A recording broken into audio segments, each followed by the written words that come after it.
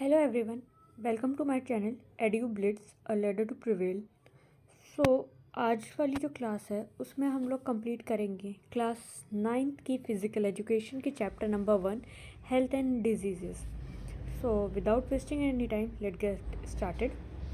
इसका जो पहला हमारा जो पोर्शन है या टॉपिक है वो है व्हाट इज़ इलनेस। इलनेस क्या होती है? अच्छा, आप लोगों ने कभी ये सोचने की कोशिश करी है, कभी ये सवाल आप लोगों के माइंड में स्टक हुआ है कि डिजीज़ और इलनेस में क्या फ़र्क है? क्या ये दोनों एक दूसरे से कनेक्टेड हैं या नहीं कनेक्टेड हैं, या कौन किससे कनेक्टेड है? तो और अगर ऐसा आप लोगों ने कभी नहीं सोचा तो एक बार सोचिएगा, पर हम लोगों को उसका आंसर यही मिलेगा कि पहले हम लोग देखते हैं कि डिज़ीज़ क्या होती है। डिज़ीज़ एक बायोमेडिकल स्टेट होता है हमारी बॉडी में, जब हमारी बॉडी के कुछ ऑर्गन्स अच्छी तरीके से कर पाते हैं, प्रॉपरली फंक्शन नहीं कर पाते हैं। सॉरी मैं कंफ्यूज हो गई थी। और इलनेस क्या होती है? उस टाइम पे जो हमें लेज़ीनेस फील होती है। सपोज़ जैसे अगर हमें कोल्ड हो गया, तो अगर कोल्ड में हमारी बॉडी में पेन होगा, हम लोग कफ होगा, स्नीजिंग होगी, तो ये सब जो है एक ये डिज़ीज़ है कोल्ड। और इसमें जो हमें टायर्डनेस लगती है, जो हमें जो है बहुत थका थका जो महसूस होता है, जो हम लोग मतलब एक अजीब सी लेज़ीनेस हमारी बॉडी में आती है, उसको इलनेस कहते हैं। ठीक है। डिजीज़ेस जो होती हैं वो कई टाइप की होती हैं, और बेसिकली मतलब उनके कई सब डिविजन्स हैं, पर उनके दो मेन जो डिविजन्स हैं वो हैं communicable diseases and non communicable diseases. Communicable diseases कौन सी होती हैं? हम लोगों को वर्ड से समझ में थोड़ा आइडिया तो लग ही रहा होगा कि कम्युनिकेबल मतलब जो कम्युनिकेट कर सके, मतलब एक इंसान से दूसरे इंसान में फैल जाए। फॉर एग्ज़ाम्पल कुछ बैक्टीरियल भी होते हैं, कुछ वायरल्स भी होते हैं। तो जैसे टाइफाइड है, मलेरिया है, ट्यूबरक्लोसिस है और HIV है, ये सब कम्युनिकेबल डिजीज़ेस होती हैं। फंगल है, जैसे फंगल जो इन्फेक्शन होता है, और कुछ वॉर्म्स, राउंड वॉर्म्स और लीस जिसे हम लोग कहते हैं, कुछ लोग लाइस कहते हैं, ये कुछ बैक्टीरियल इन्फेक्शंस जो होते हैं। तो ये सब कम्युनिकेट होते हैं कि एक इंसान से दूसरे इंसान में फैल सकते हैं। अगर किसी को हुआ है तो उसके कांटेक्ट में जो लोग आएंगे, या वो जिन लोगों के कांटेक्ट में जाएगा, वो पेशेंट जो कम्युनिकेबल डिजीज़ है जिसको। ये सब हमारी कम्युनिकेबल डिजीज़ेज़ होती हैं। अब ये कैसे कैसे एक इंसान से दूसरे इंसान में फैल सकती हैं, ये हम लोग देखते हैं। तो कम्युनिकेबल डिजीज़ेज़ जो हैं, एक तो डायरेक्ट कांटेक्ट, टचिंग हो गया, कि अगर जैसे मुझे कोल्ड है, मेरे कांटेक्ट में कोई आएगा, उसको भी कोल्ड हो जाएगा। लोग यही कहते हैं, अरे ज़ुकाम है, उसको देखा, उसके ज़ुकाम से उसको हो गया, इस टाइप की चीज़ें।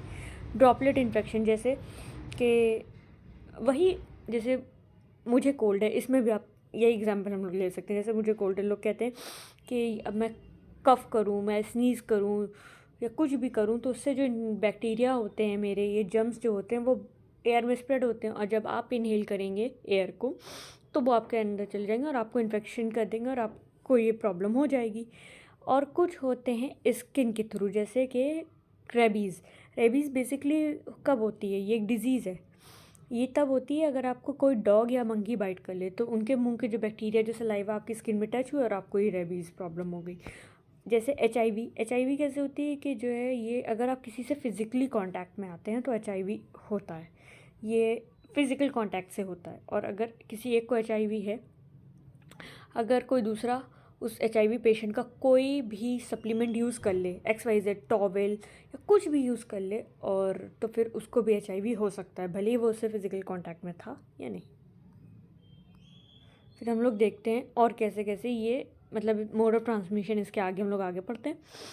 तो है कि फूड एंड वाटर हाइजीन, कि जैसे लोग कहते हैं नहीं है कि कहीं कभी मिनरल वाटर पीना चाहिए, और जो है जो जो कवर्ड हो, कहीं फूड आइटम्स ऐसे खाने चाहिए। खुला जो बाहर बिकता है या ठेले वाली चीज़ें क्यों मना होती हैं, ये सारे फूड वेंडर्स की जो होती हैं, ये इसलिए क्योंकि लोग कहते हैं कि ये जो सारे इंसेक्ट वहीं उड़ते रहते हैं, और वो इतनी गंदगी, इतनी धूल, इतने पॉल्यूशन, और उसी में वो लोग बनाते हैं, उसमें कोई हाइजीन नहीं होती है। तो कभी कभी ऐसा होता है कि फूड पॉइजनिंग, जो लोग बहुत ज़्यादा फूड वेंडर्स, ये ओपन फूड वेंडर्स का खाते हैं, इनको हो जाती है।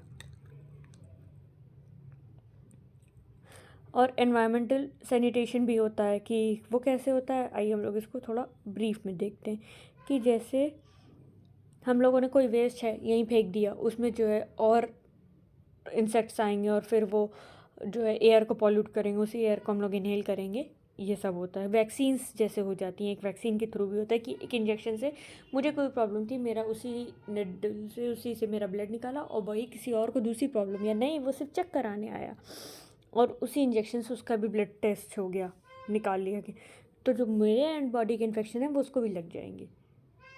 और पहले के ज़माने में ये होता था क्योंकि पहले के ज़माने में इतनी ज़्यादा निडल्स और ये सारे मतलब इतने प्रिवेंशन, इतने क्योर्स नहीं मौजूद थे। आज भी हो जाता है, जहाँ लोग एहतियात नहीं करते वहाँ ये सारी प्रॉब्लम्स होती हैं। आइए हम लोग देखते हैं कि हम लोग इसको कैसे रोक सकते हैं और इससे कैसे बच सकते हैं। तो अगर हम लोग डेली नहाएं, अपनी पर्सनल हाइजीन मेंटेन करें, ब्रश करें, अपना फेस वॉश करें और अपने आर्टिकल्स किसी से शेयर ना करें, जैसे अपना टूथब्रश, अपना कोम, अपनी टॉवल, अपना सोप एसेट्रा।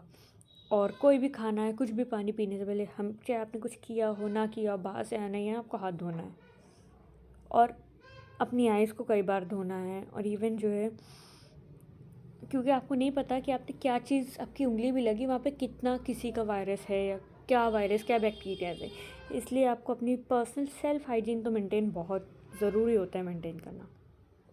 आइए हम लोग इसमें, और मैं ये चैप्टर भी कुछ पार्ट्स में पढ़ाऊँगी, जैसे मैं इस पार्ट में communicable and non communicable disease complete करूँगी, आगे वाले पार्ट में इसका फर्दर पोर्शन वो एक आपको नेक्स्ट वीडियो में मिलेगा। तो आइए हम लोग पहले नॉन कम्युनिकेबल डिजीज़ देख लें। नॉन कम्युनिकेबल डिजीज़ वो होती हैं जो एक इंसान से दूसरे इंसान में नहीं फैल सकती, ये या फिर उसकी लाइफस्टाइल की वजह से एक इंसान को ये डिजीज़ होती हैं, या कुछ जेनेटिक फैक्टर होते हैं, जैसे थायराइड लोग कहते हैं कि वो या फिर इंसान की लाइफस्टाइल ज़्यादा टेंशन, मेंटल प्रेशर और मेंटल स्ट्रेस से हो सकता है, या किसी के अगर पेरेंट्स में किसी को रहा हो, मैटरनल और पैटर्नल किसी के बेस में, तो वो इंसान को जेनेटिक उसमें मिल सकता है। कैंसर जो होता है वो भी जो है कम्युनिकेबल नहीं होता, वो नॉन कम्युनिकेबल होता है। बट हाँ, ये जेनेटिक उसमें जेनेटिक उसमें नहीं होता, जेनेटिक उसमें मेरे हिसाब से थायराइड को ही लेते हैं लोग जेनेटिक उसमें। हार्ट डिजीज़, डायबिटीज़, और डायबिटीज़ भी अगर किसी एक इंसान को डायबिटीज़ है, अगर आप उसके कांटेक्ट में जाएंगी, हाँ एहतियात होनी चाहिए, बट ये नहीं कि अगर आप उसके कांटेक्ट में आप गई तो आपको हो सकती, नहीं ऐसा नहीं होता। ये सारी नॉन कम्युनिकेबल डिजीज़ होती हैं।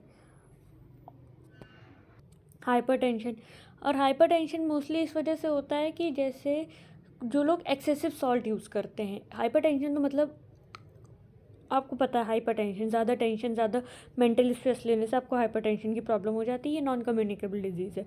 बट अगर कुछ लोग जो एक्सेसिव सॉल्ट यूज़ करते हैं उससे भी इंसान को हाइपरटेंशन हो सकता है। और जितने भी ये पैकेज और पैक्ड फूड आइटम्स आते हैं, जैसे चिप्स होते हैं, ये लोग बहुत ज़्यादा अमाउंट में जो है उसको प्रिजर्व रखने के लिए सोडियम का यूज़ करते हैं, जिसमें उनकी सॉल्ट और वो सब मेंटेन रहे। इस वजह से भी इनको भी अवॉइड करना चाहिए अगर किसी को हाइपरटेंशन है, और अगर नहीं भी है तो भी हम लोग को ये सब अवॉइड करना चाहिए कि हम लोगों को फर्दर जाके प्रॉब्लम्स ना हो जाए। और एक्सरसाइज डेली करनी चाहिए। जो लोग बहुत ज़्यादा एक्सरसाइज नहीं करते, जैसे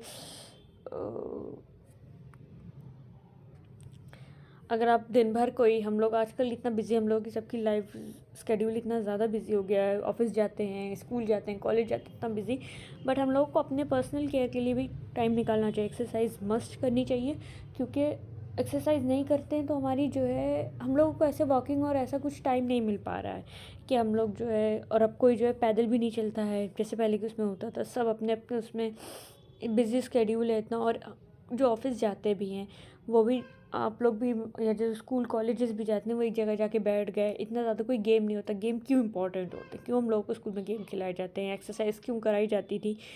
अब इतना ज़्यादा प्रेशर हो गया है, फिजिकल प्रेशर इतना है, मेंटल प्रेशर इतना है, इसके लिए एक्सरसाइज बहुत ज़रूरी है। एक्सरसाइज हम लोग को, योगा हम लोग को मेंटल पीस, एक्सरसाइज हमको फिजिकल पीस देता है। इसलिए ये सारी चीज़ें हम लोगों को अगर हम लोग को अपनी एक हेल्दी लाइफस्टाइल चाहिए तो हम लोगों को ये सारी चीज़ों के लिए अब टाइम निकालना पड़ता है। किसी के पास टाइम नहीं, बट टाइम निकालने की कोशिश तो कर सकते हैं।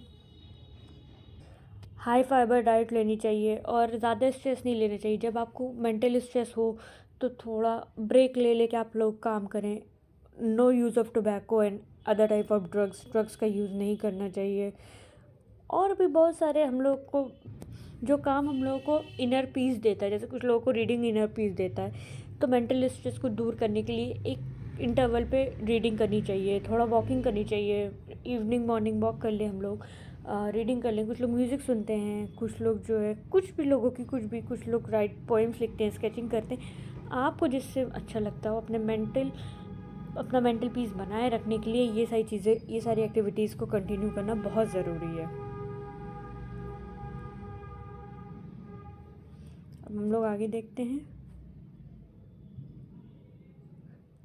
अब इसमें हम लोगों को दे रहा है प्रिवेंशन एंड क्योर। और एक बहुत ज़्यादा एक बुरी बात भी है कि हमारे इंडिया में नॉन कम्युनिकेबल डिजीज़ सबसे ज़्यादा हेल्थ प्रॉब्लम्स कॉज करती हैं, सबसे ज़्यादा हेल्थ प्रॉब्लम्स देती हैं।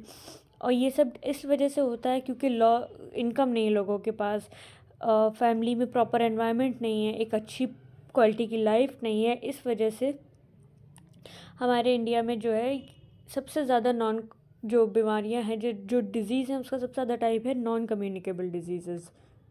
जैसे हम लोग ये सुनते हैं कि आजकल बहुत यंग लोगों को, जिनकी एज नहीं होती, उनको ब्लड प्रेशर होता है, हाइपरटेंशन होता है। एक हाइपरटेंशन में पहले ज़माने में कहा जाता है ये सारी जो डिजीज़ हैं ये सब 40 की एज के 45-50 तक लगती हैं। अब तो कोई 20 ईयर्स का है, मोस्ट प्रोबेबली 16-17 ईयर्स का, उसको ये सारी प्रॉब्लम्स हैं। ये सारी नॉन कम्युनिकेबल डिजीज़ बहुत ज़्यादा लाइफ थ्रेटनिंग होती है और इनका प्रिवेंशन भी बहुत ज़रूरी है, जो कुछ टाइप से हो सकता है। जैसे अगर हम लोग एक अच्छी हेल्दी लाइफ, एक हेल्दी डाइट फॉलो करें, अपने बचपन से लेकर अपनी लाइफ के एंड तक proper her cheese on time, मतलब खाना, एक्सरसाइज, सारी चीज़ें, और एक अच्छी 6 to 8 आवर्स जो डॉक्टर्स कहते हैं उतनी घंटों की नींद लें, रेगुलर एक्सरसाइज करें मैंने कहा, और मेंटल पीस के लिए जो काम हमें अच्छा लगता है वो काम करें। So I hope you all enjoy this video. Next video में हम लोग पढ़ेंगे रिप्रोडक्टिव हेल्थ, और उसके बाद भी देखते हैं। आई थिंक ये वीडियो 3 से 4 पार्ट में कवर हो जाएगी, और मुझे लगता है आप लोगों को मज़ा आया होगा। तो if you like this video please subscribe to my channel और hit the bell icon, like the video as much as you can, share it as much as you can. Of any further more queries,